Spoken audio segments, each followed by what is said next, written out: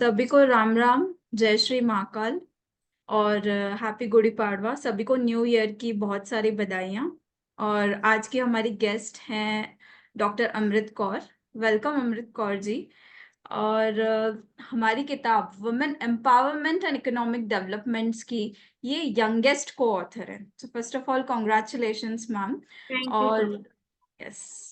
और ये किताब है हमारी अमेजोन, फ्लिपकार्ट और वर्ल्ड वाइड अवेलेबल है। और आपको बताना चाहूंगी कि अमेजोन पे अभी स्पेशल ऑफर चल रहा है विच इज 16%। तो आइए मिलते हैं अमृत मैम से। अमृत मैम, हम जानना चाहेंगे, वैसे तो मैंने पढ़ी, आपकी स्टोरी बहुत ही इंटरेस्टिंग और बहुत ही अमेजिंग है। और मैंने देखा कि आप पूना की रहने वाली हैं और आप पूना की नंबर 1 टैरो कार्ड रीडर हैं, जो कि मुझे मतलब एक यंगेस्ट अचीवर हैं आप, और ग्रैंड मास्टर है, youngest grand master, relationship expert, काफी कुछ पढ़ा आपके बारे में।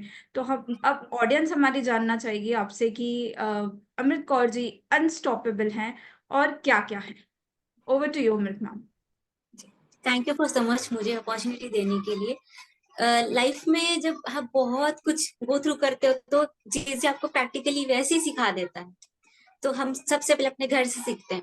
अब बहुत सारी चीजें ऐसी होती है कि हम लोग नहीं घर पे सीख पाते, हमें बाहर निकलना ही पड़ता है। अब बाहर नहीं निकलोगे, जैसे वुमेन्स को क्या होता है कि रिस्ट्रिक्शंस काफी होती हैं। आप ऐसा नहीं करिए, वैसा नहीं करिए, बट एम्पावरमेंट जब तक हम खुद के अंदर नहीं लेके आएंगे तो सामने वाले को भी हम नहीं दे पाएंगे। मुझे हर चीज में गो थ्रू करना था, जैसे कि स्पिरिचुअलिटी हुआ, है ना, अपनी हम्म। नॉर्मल चीजें हैं, साइकोलॉजी है या अदर चीजें, उसमें क्योंकि मुझे बनना था बेस्ट। क्यों? किसी को दिखाने के लिए नहीं, इसलिए क्योंकि मैं एक स्त्री हूँ और मुझे इसमें बेस्ट बना था कि भगवान ने अगर मुझे स्त्री पैदा किया है तो उसका रोल मैं पूरी तरीके से अच्छी तरीके से निभा सकूं। मेरी वजह से किसी की लाइफ बन रही है तो बहुत अच्छी बात है। और अपनी सराउंडिंग्स में जब तक हम सपोर्ट नहीं करेंगे तब तक वो चीजें होना पॉसिबल नहीं है। फिर उसके लिए धीरे धीरे हम आगे बढ़ते हैं, शिक्षण लेते हैं, सब कुछ करते हैं। मैंने भी अलग अलग चीजें सीखी, बहुत जगह से सीखा और मुझे बहुत अच्छा एक्सपीरियंस मिला। मिसकंसेप्शंस होते हैं वो दूर होते हैं। रही बात रिलेशनशिप्स की, सबसे पहले तो हम अपने घर से सीखते हैं, अपने मम्मी पापा से सीखते हैं। उससे बेटर कोई नहीं होता, क्योंकि शादी उनकी हुई होती है तो हमें समझ में आता है कि शादीशुदा इंसान कैसा है कैसा नहीं है। बाकी हमारे आस पड़ोस के लोग तो होते ही हैं। और फिर जब बात आती है समाज की, तो जब लड़की कुछ भी आगे करने की सोचती है ना, तो लड़की के आगे ऑप्शन खड़ा रहता है वो शादी का। लाइक उसके घर में या उसके आसपास का जो माहौल होता है, आप कहीं पर भी चले जाइए, चूल्हा चौके तक ही रह जाता है। अगर लड़की को उससे बाहर निकलना है तो सच में उसको खुद ही एफर्ट्स डालने पड़ते हैं। तो ऐसे सिचुएशन में मेरे साथ भी ये चीजें हुई, बहुत हुई। बट मैंने खुद को उस चीज तक बांधे नहीं रखा, क्योंकि मेरा गोल सिर्फ शादी करना नहीं था। मेरे गोल ये था कि आप कैसे इंडिपेंडेंट बनो ताकि खुद को हैंडल कर सको। और अगर आपका कोई फ्यूचर में पार्टनर बन भी रहा है, उसको कोई दिक्कत आ रही है, तो आप उसके साथ होने चाहिए। फॉर एग्जाम्पल, बेसिकली आज फाइनेंशियल इंडिपेंडेंट होना बहुत जरूरी है, सिर्फ किचन तक बहुत ज्यादा। सीमित रहना नहीं चाहिए, फाइनेंशियल इंडिपेंडेंट होना बहुत जरूरी है। जी इसमें बिल्कुल। हम लोग, हमारी प्रियंका चोपड़ा है, वो बेसिकली वो बहुत अच्छा इसके ऊपर डिस्क्राइब करती हैं, फाइनेंशियल इंडिपेंडेंट होना वुमेन्स का बहुत जरूरी है। जी बहुत ज्यादा जरूरी है, और ना सिर्फ अपने लिए, हमारे सराउंडिंग्स के लिए भी। क्योंकि जो फीमेल है उसे ऐसा बनाया भगवान ने कि वो सबको संभाल लेती है। सब सब एक, आप खुद देखो ना, आप भी फीमेल हो, मैं भी फीमेल हूँ। आप भी घर के काम करते हैं, मैं भी करती हूँ, आप काम करते हैं, मैं भी करती हूँ। यहाँ पर भी जो पॉडकास्ट अभी चल रहा है अपना, इसमें भी हम लोग टाइम निकाल करके आए हैं। Exactly. At at the end back end हमारे पास बहुत काम है करने के लिए, बट स्टिल हम हमें हमारी ड्यूटी बहुत अच्छे तरीके से परफॉर्म करें। ये क्यों है? ये भगवान ने गुण दिया है अपने अंदर। तो ये गुण को पहचानना उसी व्यक्ति को आता है जो एक्सेप्ट करते हैं कि मेरे अंदर गुण है। अगर वो गुण एक्सेप्ट ही नहीं करेगा तो फिर कैसे होगा? मैंने बहुत सारे लोगों को देखा है, फीमेल्स में, कि वो खुद को एक्सेप्ट नहीं करते हैं कि हम ये हैं। अगर आप एक्सेप्ट करोगे तो डेफिनेटली आप भी मेरी तरह अनस्टॉपेबल बन सकते हो। और अनस्टॉपेबल बनने के लिए कोई एज फैक्टर की जरूरत नहीं है। मैच्योरिटी तुरंत आ जाएगी, जैसे आप एक्सेप्ट करोगे कि आपके अंदर ये चीज है, आप इम्प्लीमेंट करना शुरू करते हो उस चीज को। तो तुरंत एग्जैक्टली आगे जब बढ़ इस बुक जाते के लिए भी सब लोग लिख रहे थे तो किसी को पता नहीं था कि उनके अंदर एक ऑथर भी है। इनफैक्ट मेरी भी जब जर्नी स्टार्ट हुई थी तो मुझे खुद भी नहीं पता था कि मेरे अंदर एक ऑथर है। तो सभी के अंदर कुछ ना कुछ क्वालिटी होती है, बस यही होता है कि सही टाइम पे उसे रिकॉग्नाइज करना होता है, सही टाइम पे जो अपने पास अपॉर्चुनिटी आई है उसे एक्सेप्ट करना होता है। हैं। और बिल्कुल। मैंने ये भी रीड किया था कि आपने बहुत ही यंग एज में आपको इंट्यूशंस आने लगे और आपका मतलब स्पिरिचुअल पावर जो है वो भी बहुत ही स्ट्रांग है। तो हम जानना चाहेंगे स्पिरिचुअलिटी के ऊपर आपका क्या कहना है। ये ये तो स्पिरिचुअलिटी का जैसे इंट्यूशन है, ये तो मुझे बाद में पता चले जब मैं ऑपरेट में एंटर करी। अब कैसे होता था, अभी मैं बहुत छोटी होती थी, बहुत छोटी, मतलब स्कूल्स में नहीं जाती थी। उस सिचुएशंस में, ऐसी छोटी उम्र में मुझे ना सपने आते थे, जो होने वाला है वो हो जाता था। कॉलेज लाइफ में भी ऐसा बहुत बार हुआ है मेरे साथ में। तो मुझे नहीं समझ में आता था एक्चुअली है क्या, ये मेरे साथ ही क्यों हो रहा है। कई बार क्या होता है, अगर हमें बहुत ज्यादा नॉलेज नहीं हो स्पिरिचुअलिटी का, तो हम डर जाते हैं। हमें हम्म। लगता है कि कुछ तो गलत हो रहा है। अब पता है कि गलत हो रहा है, हमारे सामने हो गया, तो लगता है कि अरे हमने क्यों नहीं रोका इसको, हम सपना समझ के भूल जाते हैं। तो वो चीजें हो रही थी। फिर जब मैंने ऑकल्ट में एंटर किया, तब मुझे पता चला इंट्यूशन नाम की कोई चीज होती है और वो ऐसे आपको सिग्नल देती है। उससे पहले तो मुझे पता ही नहीं था इंट्यूशन नाम की भी कुछ चीज होती है, वरना ये चीजें पहले से हो रही थी। अब मैंने बहुत सारे हमारे जो आसपास के बैचमेट के लोग हैं या अदर मेरे फ्रेंड लोग हैं, उनके साथ भी मैंने इन सब चीजों पे बात करी। उनको भी ये सब चीजें होती हैं, लाइक हर एक व्यक्ति इंट्यूटिव है, मगर उसको जागृत ईश्वर ही करते हैं। मैं अपनी मर्जी से जागृत नहीं कर सकती, लाइक मैं कितनी मर्जी पूजा पाठ कर लूं, अगर ईश्वर की कृपा मेरे पे नहीं है तो वो नहीं होगा। जब ये जागृत हुआ, तब तो पता नहीं कृपा होगी नहीं होगी, तब तो मैं पूजा पाठ कुछ नहीं जानती थी, इतनी छोटी उम्र में जब है, तो फिर वो ईश्वर की ही देन रहती है। ये इंट्यूशंस ना केवल इतना तक, बल्कि आपको लाइफ में आगे बढ़ाने में काफी हेल्प करते हैं। जैसे कि कोई भी सिचुएशन हो, हमें भनक लग जाती। देखिए, हम्म। हम फीमेल्स है, हम फीमेल्स को भगवान ने टच का जो एक पॉइंट है ना, इतना स्ट्रॉन्ग दिया, कोई भी हमें टच करेगा हमें तुरंत पता चलता है कि उसका टच अच्छा है या नहीं है, वो मीन है, सेल्फिश वाला है, अच्छा है, क्या है, हमें पता चलता है। तो इंट्यूशंस भी ऐसे ही काम करते हैं यहाँ पे। एग्जैक्टली फिर चाहे एग्जैक्टली। आप ऑक्कल्ट में चले जाइए, चाहे आप नॉर्मल लाइफ में रहिए, ये डेवलप होती है। पर इसको मेंटेन करने के लिए प्रैक्टिकल लाइफ में बैलेंस होना भी जरूरी है। अगर वो नहीं एग्जैक्टली। होगा तो ये लॉस हो जाएगा। और एग्जैक्टली हम इतना कुछ अचीव करते हैं वो बेसिकली स्पिरिचुअल पावर है, इसीलिए ही करते हैं क्योंकि हमें तो कभी कभी ऐसा होता है कि कुछ अपॉर्चुनिटीज आई लेकिन वो हमारे मन की नहीं हुई। तो हमें ऐसा लगता है कि ये मेरे मन का नहीं हुआ, हम उस टाइम पे भगवान को कोसते हैं कि हमारे हिसाब से नहीं हुआ। लेकिन हमें पता नहीं होता है और आगे चल के हम ही बाद में बोलते हैं कि चलो भगवान अच्छा हो गया, हमारे साथ ये चीज नहीं हुई। तो ये बेसिकली स्पिरिचुअल पावर है जो आपने अभी हमें बताया कि स्पिरिचुअल पावर की क्या इंपॉर्टेंस है। और ओम सॉल्यूशंस की आप फाउंडर हैं एंड सीईओ है, तो कुछ बताइए हमें ओम सॉल्यूशंस के बारे में कि आप एग्जैक्टली इसमें क्या आपका रोल है। जी। जैसे मुझे अपनी सर्विसेज लोगों को देनी थी, अब मैं क्या नाम से दूं, मुझे समझ नहीं आ रहा था। और मैं शिव जी को बहुत मानती हूँ, लाइक मेरे फादर ही है वो। अब इससे बड़ा अच्छा क्या हो सकता है जब आप पिता का ही नाम इस्तेमाल कर ले। मेरे पास कुछ नहीं था, तो ओम मेरे लिए, जैसे हम मंत्र जाप करते हैं, वो मेरे लिए उस प्रकार का है। वो मैंने एनर्जी फ्रिक्वेंसी डाली वहां पे। मैं नहीं चाहती थी कुछ नाम हो जाए, कुछ ऐसा कि जिससे लोगों को सुनते ही लगे कि हाँ, यहाँ पे सोल्यूशन मिलेगा। और हम्म। क्या रहता है कि जब आप कॉन्फिडेंट रहते हो कि हाँ सोल्यूशन मिलेगा, तो आप काम भी वैसा करते हो, आपको हम्म। सपोर्ट भी वैसा मिलता है। जैसे कि अभी मैं टैरो रीडिंग करती हूँ, वास्तु करती हूँ, और भी चीजें हैं, मैं काउंसलिंग करती हूँ, कंसल्टिंग करती हूँ, कोई आता है गाइडेंस के लिए, तो मुझे किसी ना किसी नाम से तो जानेगा। अब मेरी शॉप नहीं है, अगर मैं अपनी शॉप खोल लूँ, मेरे होर्डिंग्स लगा लूँ, तो होर्डिंग एक नाम तो होगा। ओम सॉल्यूशंस उस बेस पे बना है, मैंने बनाया है उसको।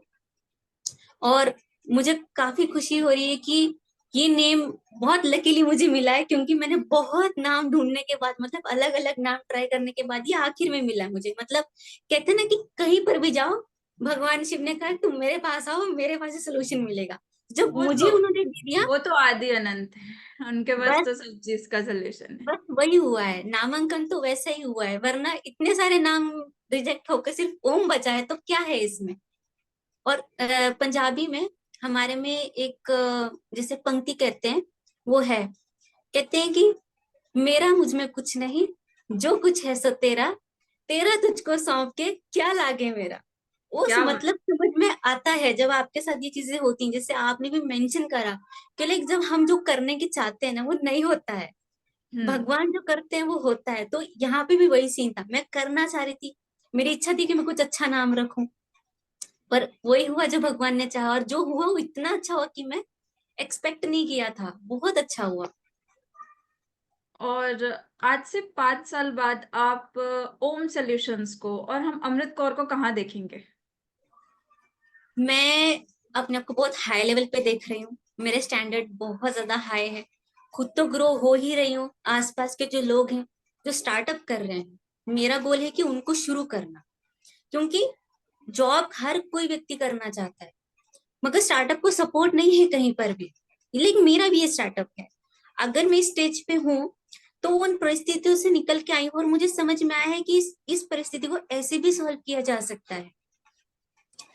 ये जो मैंने काम स्टार्ट किया है या मैंने सीखा, ये मैंने किसी को सिखाने के लिए या किसी की प्रॉब्लम सॉल्व करने के लिए नहीं सीखा था। मुझे था कि मेरा जो स्टार्टअप है इसमें प्रॉब्लम आ कहाँ रही है। इंसान एक्चुअली सीखता भी तब है जब उसका खुद का काम रहता है। जैसे कि मैंने मेंशन करा कि मैं कंटेंट राइटर हूँ, तो मुझे मेरे कंटेंट राइटिंग के काम को बढ़ाना था, मगर नहीं समझ में आ रहा था रुकावटें कहाँ कहाँ आ रही थी। ऑकल्ट में आके समझ में आया कि रुकावटें यहाँ से भी सॉल्व हो सकती है, एंड जब वो रूल्स अप्लाई हुए तो समझ में आया कि अरे हाँ, ये चीज भी होती है। अपने अच्छा, साथ साथ तो मैंने कंटेंट और राइटिंग भी, में आप बेसिकली कौन सा कंटेंट आप फोकस करती थी, लाइक कौन से कंटेंट में आपको इंटरेस्टेड वैसे तो है? मैं सारे कंटेंट राइट करती थी, क्योंकि एक कंटेंट राइटर की एक स्पेशलिटी होती है। बट क्या हम्म। रहता है जब आपको सच में नीड होती है ना, जो लाइक मेरा जो मेन ग्रोथ हुआ है वो कोविड में हुआ है। कोविड में सबके काम बंद थे, सबके, सेम। बट सेम है। ऑनलाइन था। जब ऑनलाइन था, ऑनलाइन चल रहा था, उस कोविड ने मुझे ये बताया कि अमृत तुम सिर्फ एक चीज नहीं, तुम 10 चीजें राइट कर सकती हो। फिर जो ब्लॉग्स होते हैं, लाइक जो इंफॉर्मेटिव ब्लॉग्स होते हैं, उसके लिए मैंने सर्व करना स्टार्ट किया, धीरे धीरे न्यूज में काम किया। फिर लोगों ने मुझे हायर किया ब्रांडिंग के लिए, स्पॉन्सरशिप के लिए, जो कंटेंट बनता है, प्रोडक्ट्स का कंटेंट बनता है। तो मैंने कम से कम 3,000 से ज्यादा कंटेंट सबमिट करा है। मैंने क्या लाखों बात। कमाए हैं, मैंने लाखों कमाए हैं उससे। और ये कोविड कोविड टाइम पीरियड में हुआ है, मुझे खुद नहीं पता था कि मैं ऐसा भी काम कर लूंगी। और लिटरली जब आप काम मन से करते हो, अच्छे से करते हो, आपको बोर भी नहीं होता। मैं 16-16 घंटे राइड करती थी, 16-16 घंटे। और मेरा जो क्या बात। लैंग्वेज था वो हिंदी में था।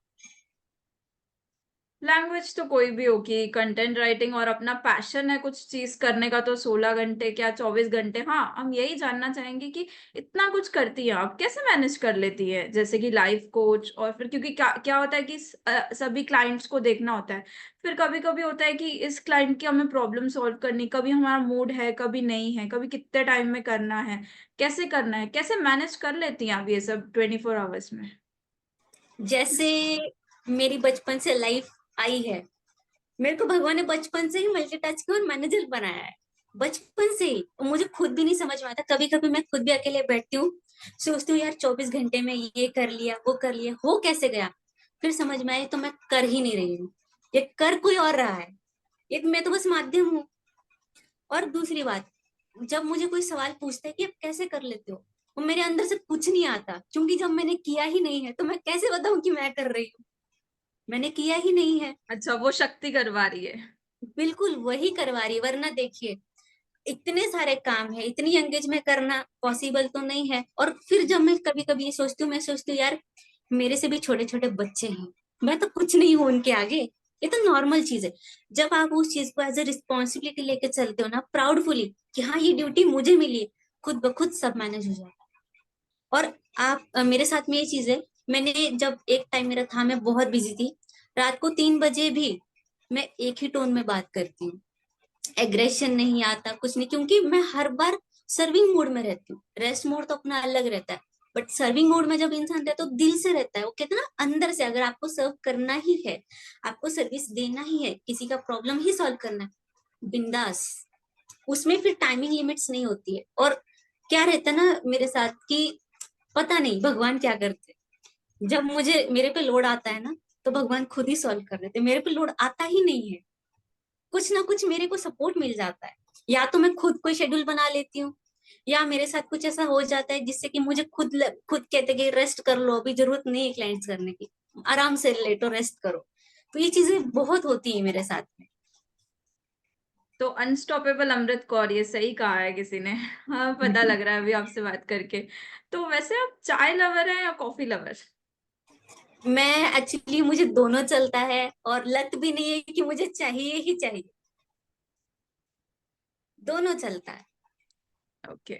और आप अपने फ्री टाइम में क्या करती हैं?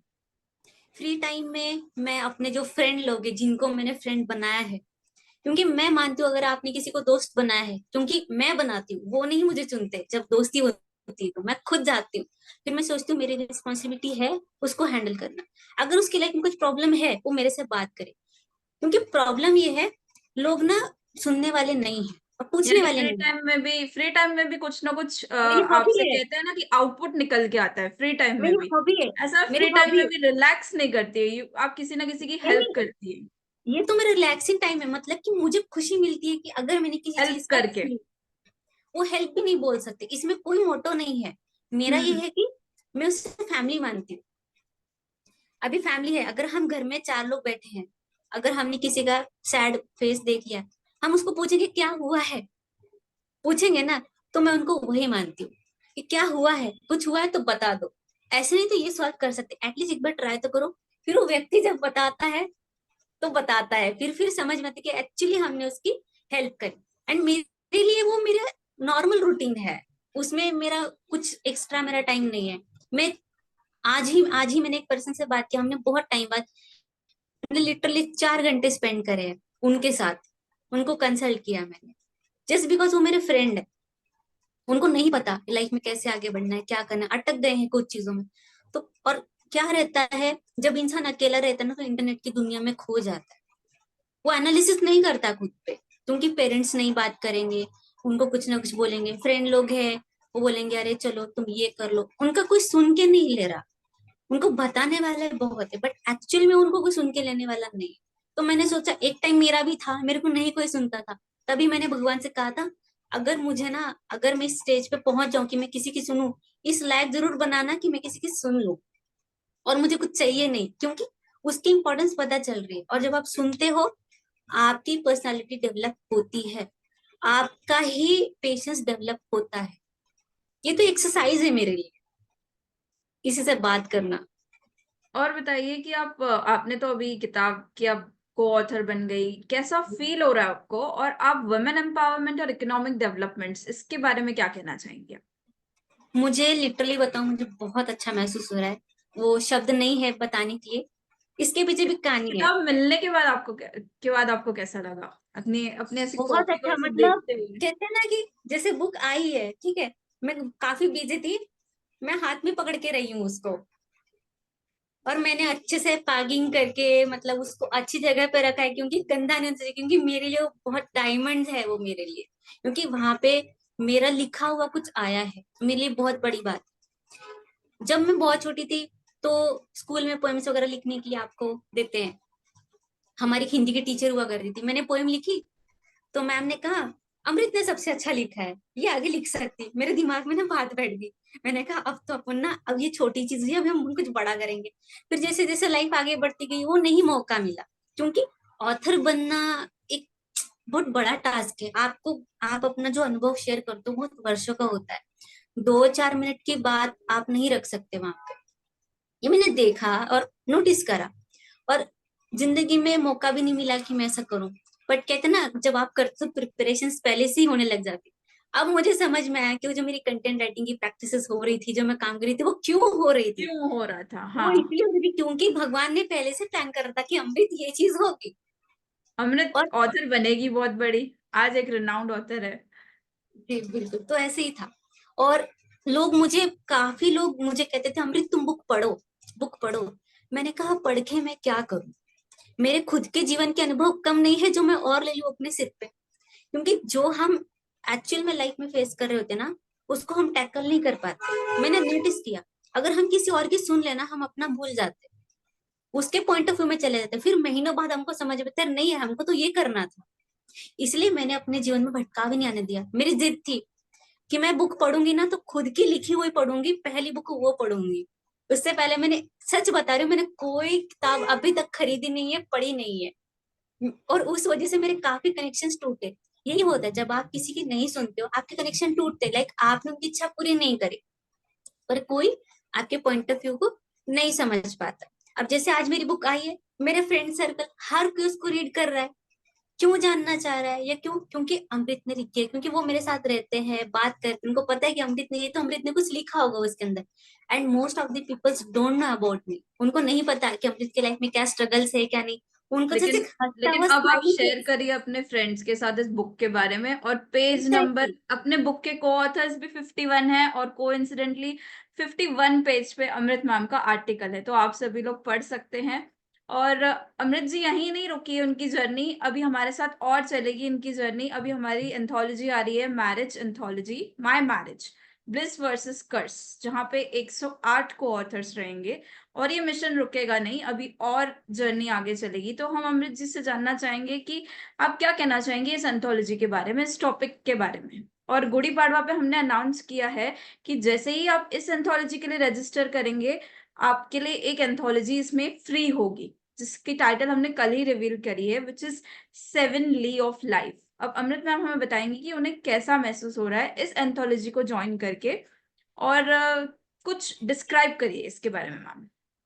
मेरा एक्सपीरियंस काफी अच्छा रहा, क्योंकि एक बुक को पब्लिश करना, उसको मैनेज करना, उसके सारी चीजें देखना, वो तो आप सब लोग कर रहे हो। हम तो बस लिख के आपको दे रहे हैं, क्योंकि बट बैक एंड टीम तो आप हो ना। इतना बड़ा जब बैक एंड सपोर्ट मिल रहा है, तो मुझे नहीं लगता इतनी अच्छी अपॉर्चुनिटी किसी को खोनी चाहिए। क्योंकि ये बजट की भी बात आती है, कहाँ आप 10-15 लाख लगाओगे, और कहाँ आप एक ग्रुप में।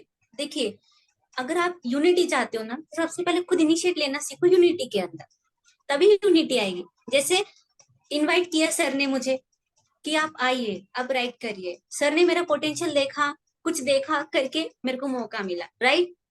उसके बाद नेक्स्ट स्टेप में भी मेरा पोटेंशियल देखा गया, तब जाके मुझे मौका मिला। क्यों? क्योंकि कुछ तो अच्छा किया है, कुछ तो वैल्यू प्रोवाइड करी है।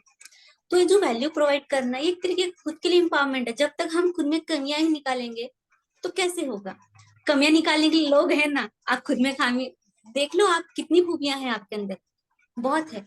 और जो आने वाली बुक है, मैरिज वाली, जिसका टाइटल ब्लिस वर्सेस कर्स है, वो भी एक बड़ा टॉपिक है, क्योंकि मैं अनमैरिड हूँ।